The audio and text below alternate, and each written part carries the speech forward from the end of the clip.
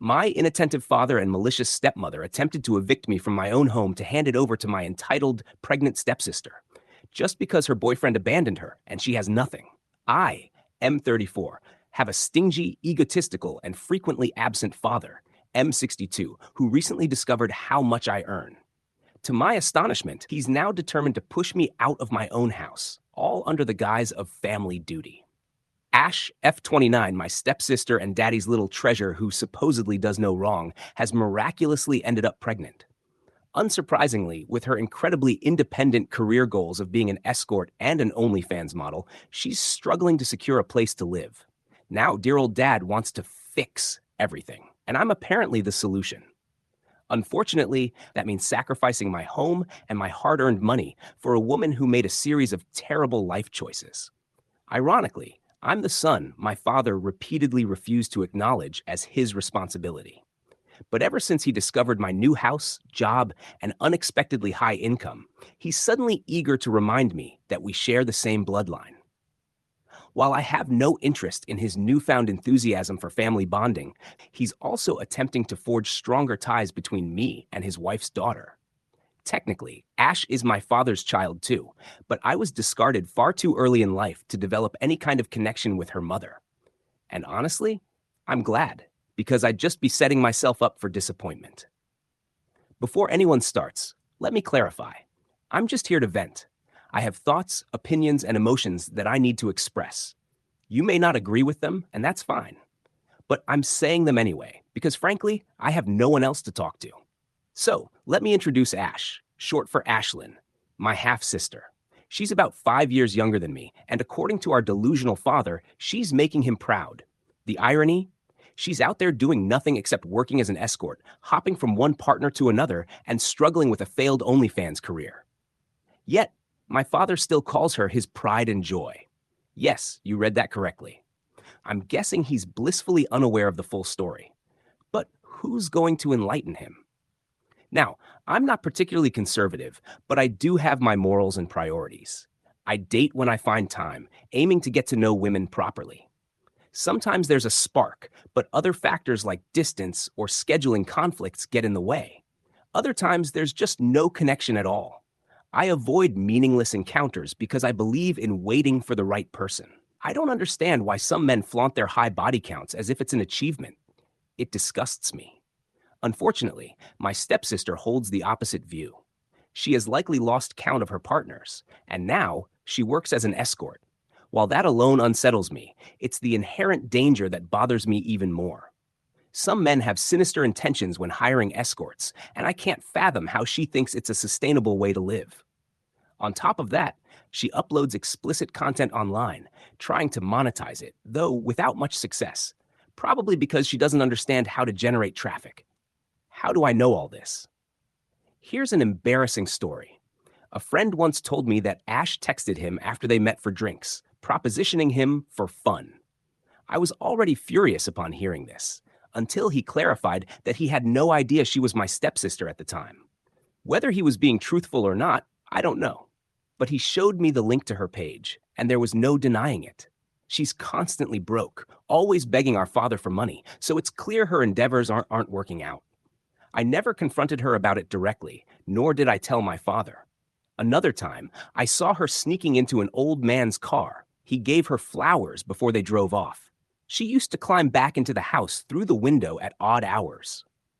I noticed this during my college holidays, and though I don't know if she's still doing it, I want no part of it. I have a respected position at work, and I'm proud of it. As for my father's new family, I never lived with them much, mostly because my dad conveniently sent me away every chance he got. But I've seen enough of Ash to know she takes after her mother, Marissa, F58. Marissa was quite the character. In her prime, she believed herself to be an icon. She was a flight attendant and attracted womanizing men like my father. Now, she's a typical over-Botoxed Karen with talon-like nails longer than her lipstick. Somehow, she manages a neighborhood daycare, which frankly is unsettling. I can't fathom how parents trust her with their children. She's as nosy as her nails are sharp, always poking into people's business and stirring up trouble. She has a grating voice, and with the amount of plastic in her body, she's about as authentic as fake leather. She's also a terrible influence on my father, likely the main reason he didn't hesitate to send me to boarding school when I was just 8, simply because she didn't want to raise another woman's child. Now, let's talk about my father, because he's truly the root of all this nonsense. He believes every decision he makes is justified, no matter how outrageous, simply because he's lived longer and knows better. He once told me he regretted having me because I'm nothing like him. Honestly, thank God for that. My mother, on the other hand, was a strong, principled woman. She had her priorities straight and took good care of my father until they fell apart. She always told me that my dad wasn't a bad person, just a different one. No matter what, he would always be my father, and I should never forget that. She was a good soul. She never tried to poison my thoughts against him, though I'm sure he was just as insufferable back then as he is today. They separated, divorced within months, and by the time I was 4, my father had already married Marissa. Ash was born when I turned 5. Then my mother died. I can never forget it. She was coming to pick me up from school, always punctual, except for that one day. That day she was 10 minutes late. To me, it felt like an eternity. A drunk driver hit her at an intersection. He survived. She didn't. He got a DUI and served a few years. I was left alone forever. I waited at school for 2 hours before someone came to get me. I was confused, fed lies, and when my father arrived, I'll never forget the way he turned to Marissa and asked, annoyed, "What should we do with him?" Her response, "Your kid, your problem." Well, Dad, now you don't get to come knocking on my door demanding that I take care of your spoiled child. I have a secure job and also manage a few small businesses on the side. I've worked incredibly hard since I was 15 and have been earning my own money ever since. After boarding school, I went to college and only visited home during holidays. So I've essentially been independent since I was 18. I've put in a tremendous amount of effort to reach where I am today. And recently, I bought a house. It's a cozy little place, far better than the shared apartment I had with my friends. It was a lifelong goal I never thought I'd accomplish. The thing is, I just moved in last month. Although I don't have the closest relationship with my family, common courtesy dictated that I involve them in such a significant milestone.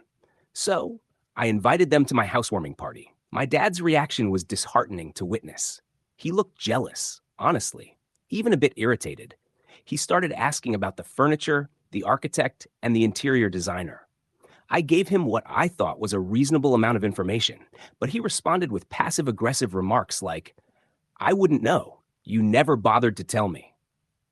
It was clear he was trying to draw attention to our distant relationship in front of my friends, colleagues, and even my boss. A week later, he called me while I was at work, handling a complex project. He said it was urgent and wanted to meet, so I agreed. When I got home, I found Marissa visibly upset and Ash glaring at me with red, swollen eyes. My dad was in the kitchen, pulling bottles of beer from the fridge. He offered me one. I declined politely, already anxious about what was coming. When I asked why he wanted to meet, he raised his eyebrows and threw back another question at me. "So, have you finally started caring about us?" I frowned, completely confused. He motioned for me to join Ash and Marissa in the living room. I nodded and took a seat across from them. Ash folded her arms, and Marissa rolled her eyes. My dad sat down beside them, placing his beer bottle on the coffee table before leaning back. Then he hit me with, "Are you blind?" There was a long pause, confusion on my end, anger on theirs. Before I could reply, he added, "Either you're blind or you're deliberately ignoring what needs to be seen." He went on to accuse me of becoming arrogant ever since buying a house and claimed I was neglecting the people who truly mattered. I exhaled sharply and asked him to be more specific. He scoffed and accused me of being indifferent to a serious situation in the family. He claimed I had chosen to ignore that they were in trouble and refused to step up or offer any kind of help. Obviously, I asked him what trouble he was referring to. He glanced at Ash, who rolled her eyes before announcing that she was pregnant. Like any normal person, my first instinct was to congratulate her. But before I could say a word, she burst into tears. Marissa hugged her and snapped at me, saying that I should already be aware of what was going on at home, that I should care enough to ask. Dad explained that Ash had just discovered she was pregnant, and the father of the child had broken up with her because of it. Marissa added that Ash had decided to keep the baby, and that's what we should base all further decisions on. The only thing I could think to say was, can she afford it? That was clearly the wrong thing to ask because both Ash and Marissa shot daggers at me. But I genuinely meant well. I was concerned. In my mind, I had already assumed they were about to ask me for financial help, and I was prepared to contribute. But then my dad got up, walked over, and sat down beside me. He sighed before saying, "That's exactly why I called you here." He went on to say that he was a good father to his daughter, and maybe my mother never taught me how to be a good brother, but real brothers would sacrifice everything for their sisters. I beg your freaking pardon? Look, I understand they want financial support, but I'm not about to throw my entire life away. Still, I took a deep breath and asked what exactly he expected me to do. Dad smiled, patted my back, and said, "That's my good boy." I forced a smile, but it disappeared instantly when he uttered his next words. "You're giving your house to Ashlyn." Excuse me? Absolutely not. I immediately shut that down. Dad frowned and asked why not. I told him I was willing to help financially, but the house was mine. I even offered to let Ash stay rent-free until she could afford to contribute. Dad shot to his feet and shouted, "Nonsense." To me, it made perfect sense. But he insisted that not only should I give Ash the house, but I should also move out and buy another one for myself. I argued that Ash couldn't even afford to maintain the house, especially since she was unemployed and expecting a baby. Dad's response? That would also be my responsibility. Excuse me? Absolutely not. I was livid, but I stayed respectful. I stood up, calmly told him that wasn't happening, and said I was leaving. Then I walked out. But he didn't stop there. A week later, while I was at work, he showed up at my house. To this day, I have no idea how he got inside or where he got a key from.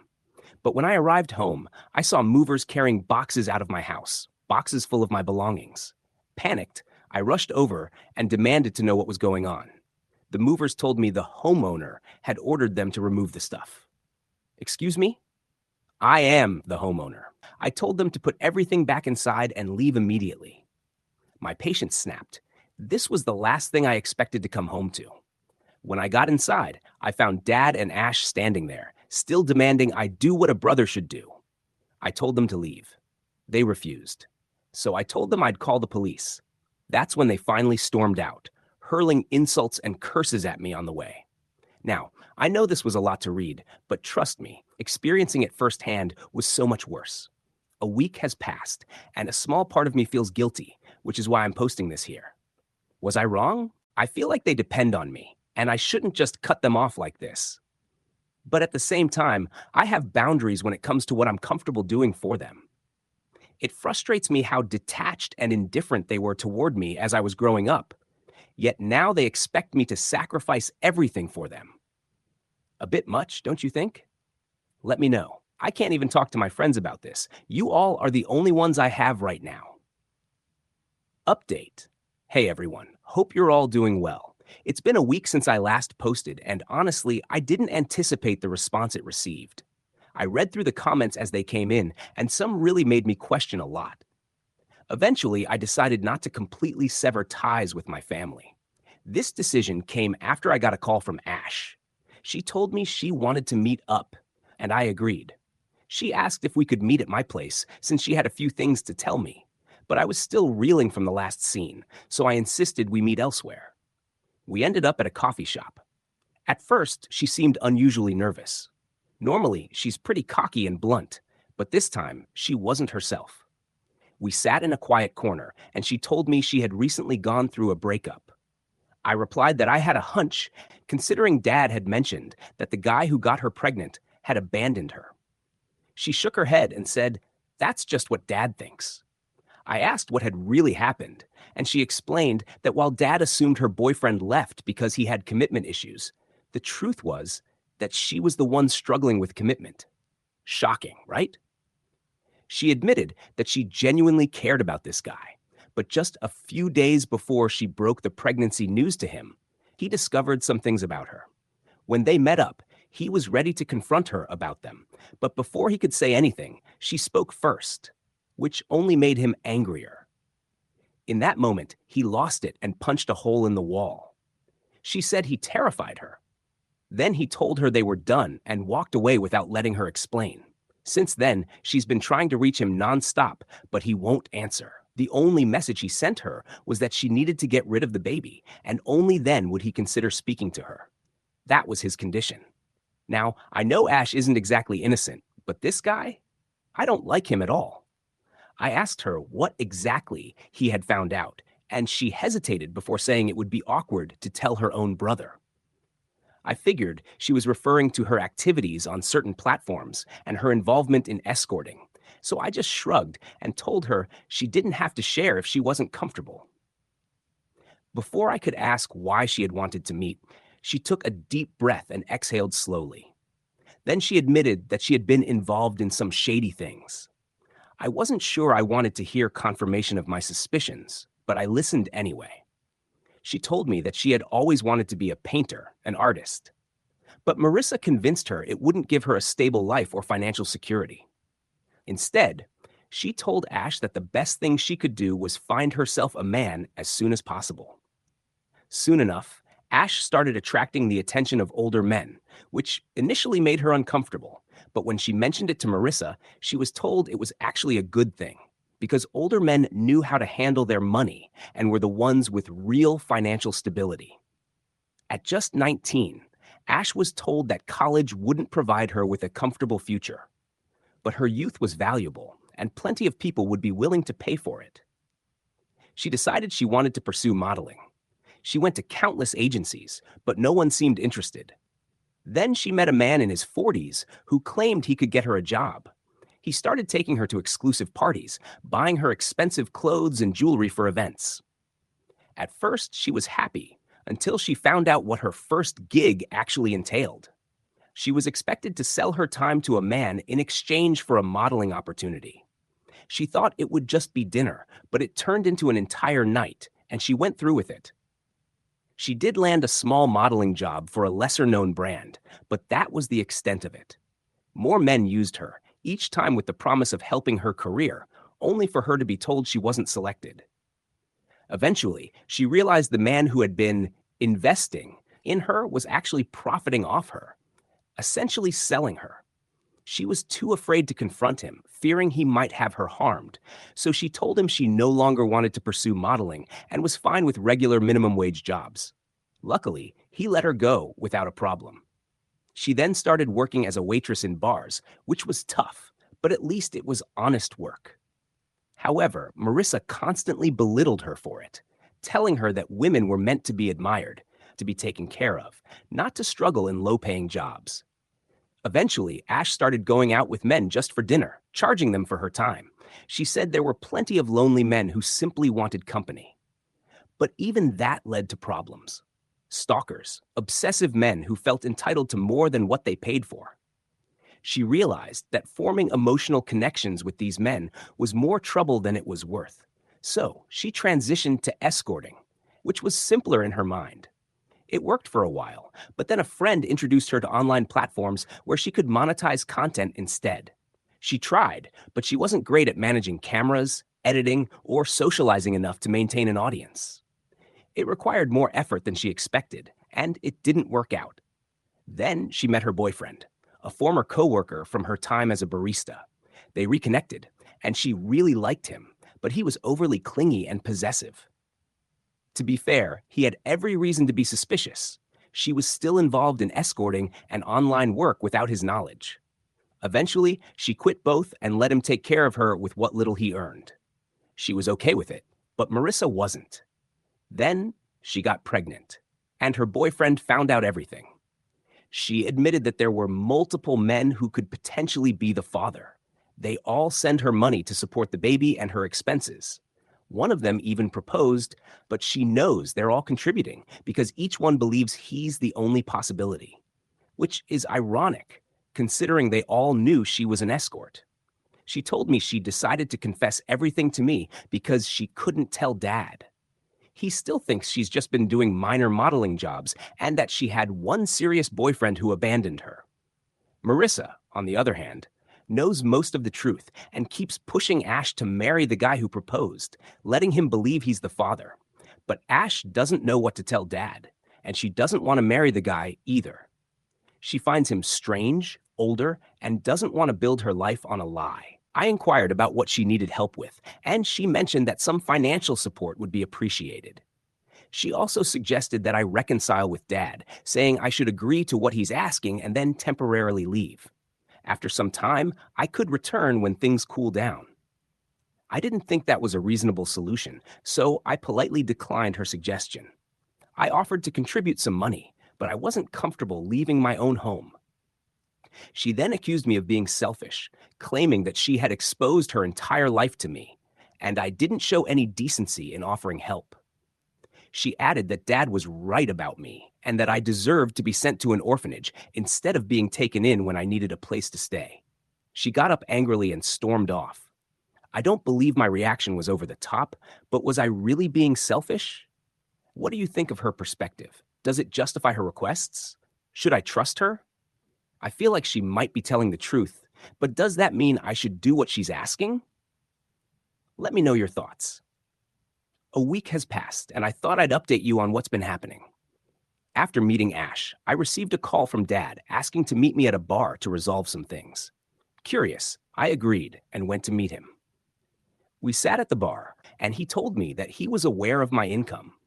I asked why that mattered, and he said he knew I could afford to buy another house in a few years. I shrugged it off and told him that I already had a house and that this discussion should come to an end. He insisted that I didn't have a family yet, and that it's more difficult for women to raise a child alone. He said that the child needs a safe home. I reminded him that Ash had been living with them for a while, and there hadn't been any issues. I argued that a baby wouldn't change anything. I also pointed out that Ash couldn't live by herself in a big house while pregnant. She needed people around to support her. That's when Dad shocked me again. He told me that he and Marissa would move in with Ash into my house. I couldn't believe what I was hearing. Before I could react, the bartender let out a sarcastic laugh. Dad got offended and asked him what was so funny. The bartender said that Ash uses people and then discards them. Dad asked if he knew who he was talking about, and the bartender nodded, saying he was Ash's boyfriend. My eyes widened. This was the guy? Dad clenched his fists and sternly confronted him, asking why he thought it was okay to start a family he couldn't support. The bartender raised his hands in defense and explained that he had no interest in raising a child that wasn't his. He told us he had undergone a vasectomy the previous year because he didn't want any kids, yet Ash still ended up pregnant. He also revealed that he found Ash driving with other men after she had lied to him about her whereabouts. Eventually, he discovered that she had been cheating on him, and that was when he decided he couldn't have a child with her. He said Ash had lied all along, and when she finally admitted she was pregnant, he was done. He told Ash that he owed her nothing, but she owed him time, sincerity, and at least some love. The bartender then said that no father would be proud of a child like her. Dad was silent, his face shifting from anger to disbelief to disappointment. He stood up without saying another word and walked out. Later that evening, he texted me saying he had to pick Marissa up from her yoga class. I don't know what happened after that, but the very next day, Ash showed up at my door crying. She blamed me for ruining everything. I invited her inside to avoid making a scene and calmed her down. I reassured her that I hadn't told Dad anything. It was her boyfriend, the bartender, who had shared everything. Ash then told me that Dad had confronted her and ordered her to quit everything and stay at home. He said he was disgusted by her actions and never imagined she would stoop so low. He told her to fix her life and find a decent man, but warned her that her chances of finding someone good were slim. Ash apologized for thinking I had told Dad, since he had just come from meeting with me when he confronted her. I forgave her, and she went home. While she was talking about how miserable she felt, she mentioned that Marissa was very quiet when Dad talked about good women and loyalty, almost as if she couldn't say anything. Ash then added that Marissa couldn't speak on those things because she practices yoga. I was left confused by this remark. Ash continued her story, still crying, and I was left wondering about the truth behind her words. What do you think really happened? Is Ash still going to be Dad's pride? No one has reached out to me since, but I'll keep you updated. By the way, Ash's ex's name isn't really important, but for the sake of this, we can call him Bob. Here's the new update. 2 days after my last post, I met with Dad again and told him I made a few decisions. I mentioned that I wanted to help raise Ash's child, and I was ready to offer a room to her. I was willing to cover the cost of diapers and other essentials, but she needs to find a job as soon as possible.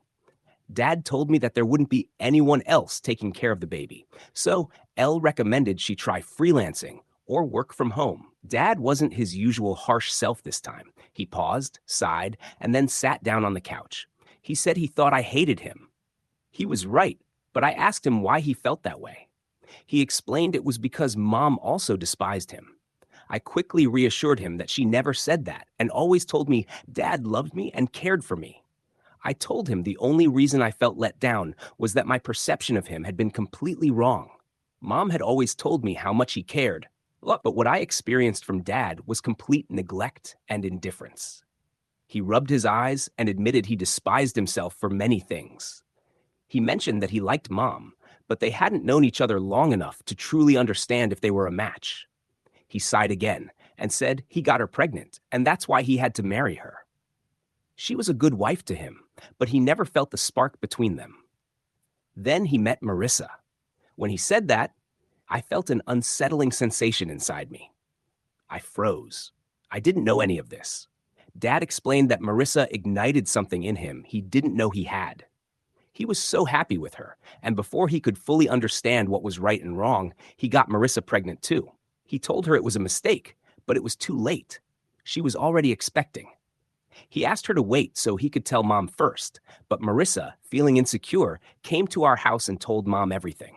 Mom confronted Dad, and he admitted it. It was a truly ugly moment, because Mom was deeply hurt, but she was still polite and asked for a divorce. So, my parents split because Dad had an affair with my stepmother and got her pregnant.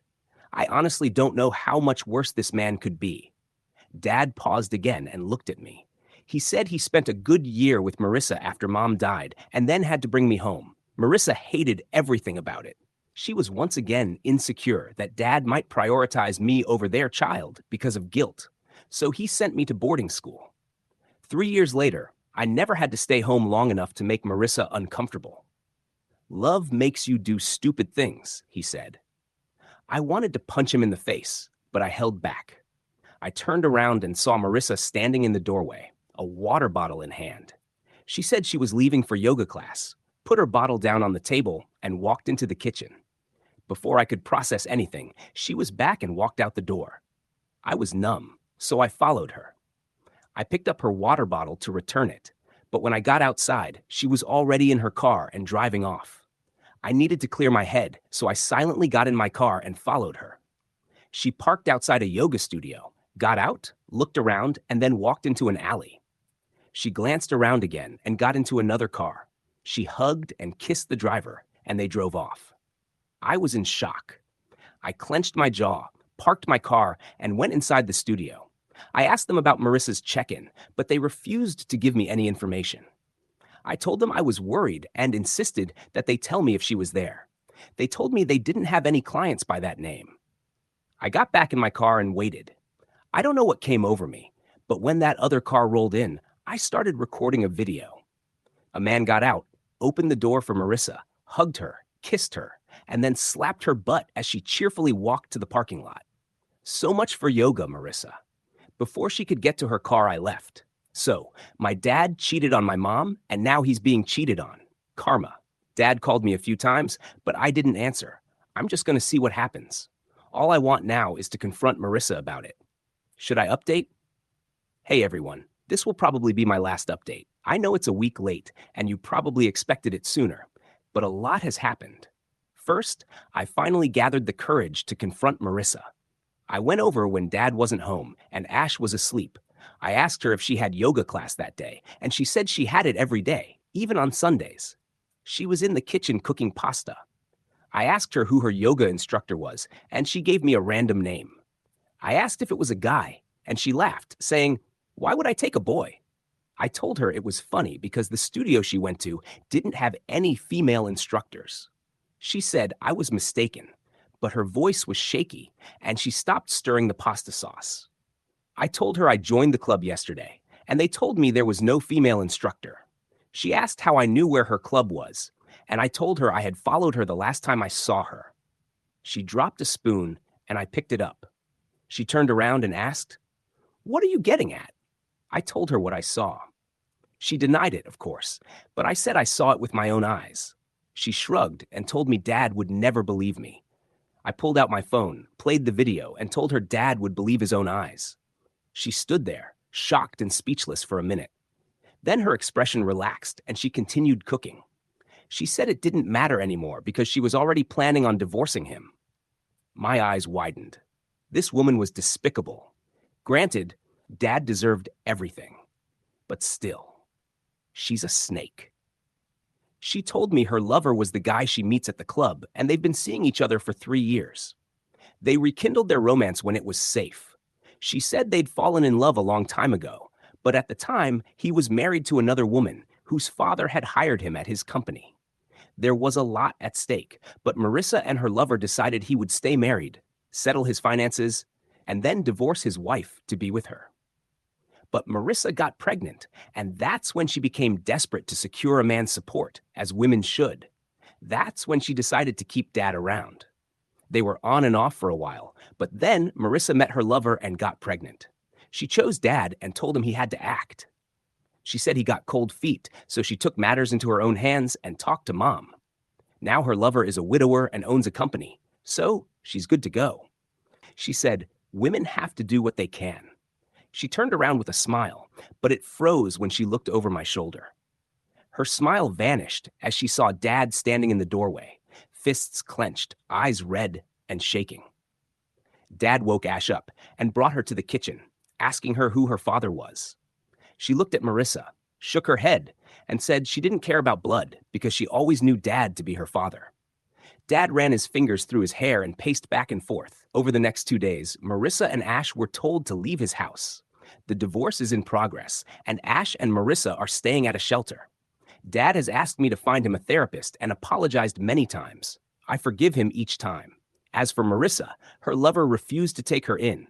He denies any contact with her, and I have proof. Marissa has begged me for it. She's even asked me to think of Ash and her pregnancy. What can I say? Marissa, your kid, your problem. What should I do? Delete the video or give it to her? I'll update in the comments later. Thanks for being with me and for your suggestions and support. It really means a lot.